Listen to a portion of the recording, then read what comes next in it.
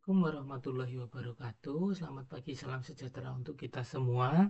Saya ucapkan selamat datang kepada Bapak Joko Suharyanto selaku dosen manajemen SDM 2 pada Universitas Siber Asia. Di sini saya Ananda Sri Bintang, izin untuk menyampaikan materi terkait dengan konflik dan komunikasi dalam organisasi, kunci pengelolaan sumber daya manusia yang efektif. Kita bahas terkait dengan pendahuluan. Yang pertama, poin utamanya adalah konflik dan komunikasi adalah dua aspek esensial dalam keberhasilan organisasi. Tujuan presentasi adalah memahami penyebab konflik, metode penanganan, pentingnya komunikasi, serta rekomendasi pedoman komunikasi. Baik, yang pertama terkait dengan sebab timbulnya konflik itu dapat dibagi menjadi dua, itu perbedaan individu dan interaksi, dan juga isu struktural organisasi. Untuk sebab timbulnya karena individu dan interaksi adalah satu, perbedaan kepribadian dan gaya kerja. Individu itu berbeda latar belakang, berbeda budaya, berbeda nilai. Nah, contoh konkretnya adalah seorang desainer grafis, dia memiliki pemikiran yang bebas, kreatif, tentu dia akan kesulitan berkolaborasi dengan manajer yang sikapnya strict, terstruktur, dan harus sesuai urutan, seperti itu. Lalu adanya perbedaan pendapat dan nilai. Dalam lingkungan kerja yang beragam, tentu pandangan dalam menentukan strategi atau keputusan seringkali memicu konflik jika tidak dikelola dengan baik. Contohnya adalah tim pemasaran bersikeras untuk melakukan suatu campaign. Namun, di lain sisi tim legal itu menentang karena khawatir akan melanggar suatu aturan atau regulasi. Yang ketiga, perbedaan nilai, budaya, dan latar belakang. Nah, di sini contoh konkretnya adalah perusahaan multinasional, karyawannya beragam budayanya, itu saling menghargai secara tidak langsung, maupun terhadap atasan yang berasal dari budaya barat. Lalu ada yang persaingan antar karyawan. Dalam dunia kerja, persaingan merupakan hal yang wajar. Contoh konkretnya adalah dua rekan kerja yang saling menjatuhkan dan menyembunyikan informasi penting satu sama lain. Hal ini jika tidak dikelola dengan baik, tidak segera diselesaikan, tentu akan menurunkan kepercayaan tim. Jadi lingkungan kerjanya tidak sehat atau istilahnya toksik gitu ya. Lalu saling ketergantungan pekerjaan. Nah, tentu saja dalam organisasi satu lembaga atau departemen ini saling bergantung. Departemen A tidak dapat melanjutkan pekerjaannya jika departemen B tidak menyelesaikan pekerjaannya, seperti itu. Lalu isu struktural dan organisasi. Di sini komunikasi yang tidak efektif atau buruk itu salah satunya.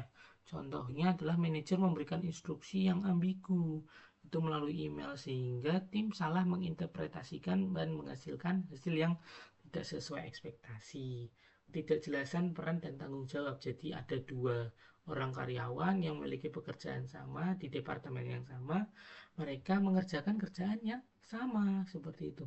Jadi tidak adanya rasa tanggung jawab terhadap pekerjaan tersebut. Lalu pembagian kerja yang tidak merata. Ada karyawan yang mendapat beban kerja lebih, namun di lain sisi ada karyawan yang beban kerjanya ringan sehingga menimbulkan konflik antar karyawan di sini. Kepemimpinan yang lemah dan tidak sesuai. Seorang pemimpin yang tidak tegas dalam menyelesaikan suatu perselisihan antar anggota sehingga membuat karyawan merasa tidak didukung. Kelangkaan sumber daya di sini, sumber daya ini baik anggaran, orang, SDM ataupun sumber daya lainnya. Departemen satu dengan departemen lainnya dapat slack di sini karena memperebutkan sumber daya yang terbatas tersebut. Lalu struktur organisasi yang terlalu hierarki, terlalu birokrasi, seringkali menghambat ide dari bawah ke atas. Seperti itu. Adapun selanjutnya kita bahas terkait dengan metode efektif penanganan konflik, itu ada dua, pendekatan manajemen dengan kuadran Thomas Gilman dan strategi penanganan konflik yang spesifik. Di sini kita membahas terkait yang kuadran Thomas Gilman. Di sini dia menggunakan metode salah satunya adalah menghindar avoiding. Ketika tingkat asertif dan kooperatif itu rendah, pihak yang saling berkonflik itu cenderung menjauh, seperti itu. Lalu mengakomodasi, yaitu menunjukkan tingkat kooperatif yang tinggi namun asertifnya rendah. Tujuannya hanya menghimpun aspirasi atau pendapat kepentingan pihak-pihak lain. Lalu kompromi, yaitu ketika tingkat asertif dan kooperatifnya itu moderat dan pihak yang berkonflik itu bernegosiasi untuk mencari solusi atas permasalahan yang ada. Berkompetisi itu ketika tingkat asertifnya tinggi, kooperatifnya rendah. Jadi pihak ini saling bersikeras, saling tunjuk keunggulan dalam situasi menang kalah. Lalu kolaborasi itu ketika tingkat asertif dan kooperatif itu berada di level tinggi. Lalu kita lanjut terkait dengan pentingnya komunikasi yang baik dalam organisasi. Kenapa sih komunikasi itu penting? Yaitu yang pertama, meningkatkan kepuasan loyalitas karyawan. Karyawan dapat bekerja sesuai dengan passion, sesuai dengan minatnya, seperti itu. Lalu membangun budaya organisasi yang positif, ya. Komunikasi yang terbuka, transparan itu membangun budaya yang positif dalam lingkungan kerjanya. Karyawan merasa lebih termotivasi dan mampu mengembangkan hubungan yang baik antar karyawannya. Lalu meningkatkan kinerja dan efektivitas tim. Yang keempat, kita mendukung pengambilan keputusan dan inovasi. Karyawan ini merasa memiliki tempat untuk mengutarakan ide atau inovasi yang ada di pikirannya. Yang kelima, mengurangi konflik internal. Tentu saja pentingnya komunikasi yang baik akan mengurangi konflik-konflik internal karena kesalahpahaman seperti itu. Hambatan umum dalam komunikasi efektif itu antara lain ada juga gangguan baik mekanik ataupun sematik. Untuk mekanik itu seperti gangguan bunyi ataupun jaringan yang tiba-tiba drop seperti itu. Untuk gangguan semantik itu adanya pesan yang tidak lengkap atau rusak sehingga menyebabkan komunikasi menjadi terhambat. Lalu hambatan umum lainnya adanya kepentingan orang pribadi tentu dapat selektif dalam menanggapi sesuatu, hanya yang diinginkan, interest terhadap dirinya atau yang ada dalam dirinya. Motivasi terpendam itu motivasi seseorang akan mendorongnya untuk berbuat sesuatu sesuai dengan keinginannya, kebutuhan dan kekurangannya. Lalu hambatan lainnya dengan prasangka, prejudis merupakan hambatan signifikan dalam komunikasi, sehingga suatu karyawan ya itu dapat melakukan self defense terlebih dahulu karena adanya prasangka ini. Hubungan status yang berbeda, adanya perbedaan gaji, perbedaan jabatan itu merupakan salah satu hambatan yang dapat mengganggu komunikasi efektif.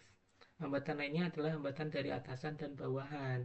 Atasan ini merasa kurang waktu, merasa kurang kesediaannya untuk mendengar keluhan bawahan, namun di sisi lain bawahan itu juga merasa bahwasanya atasannya ini tidak memperhatikannya karena kesalahpahaman dalam komunikasi ini. Lalu ada yang keempat, kita dapat memberikan rekomendasi atau komunikasi yang baik untuk manajemen SDM. Itu prinsip komunikasi yang efektif, yaitu pertama keterbukaan dan transparansi, lalu yang kedua adanya kejelasan dan akurasi, yang ketiga adanya dua arah dan mendengarkan aktif, yang keempat ada empati dan sensitivitas budaya, yang kelima ada konsistensi, 6 pemilihan saluran yang tepat, dan 7 fokus pada solusi bukan menyalahkan.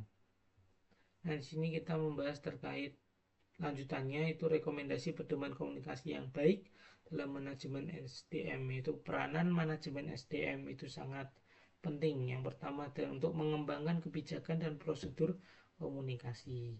Jadi dia menentukan kebijakan, saluran-saluran apa yang digunakan dan bahasa apa yang dipergunakan. Lalu dua, memberikan pelatihan komunikasi terhadap karyawannya secara berkala. Ini tidak memandang level jabatan mulai dari bawahan, middle ataupun upper management. Yang ketiga, kita membangun saluran komunikasi yang efisien. Komunikasi efisien ini mudah diakses baik bahasa formal ataupun bahasan informal. Yang keempat, mendorong budaya umpan balik feedback sehingga kita dapat mengetahui apakah komunikasi ini sudah berjalan dengan baik atau belum, seperti itu. Lalu teladan dari atasan, tentu saja atasan harus mampu menjadi role model bagi bawahan di bawahnya.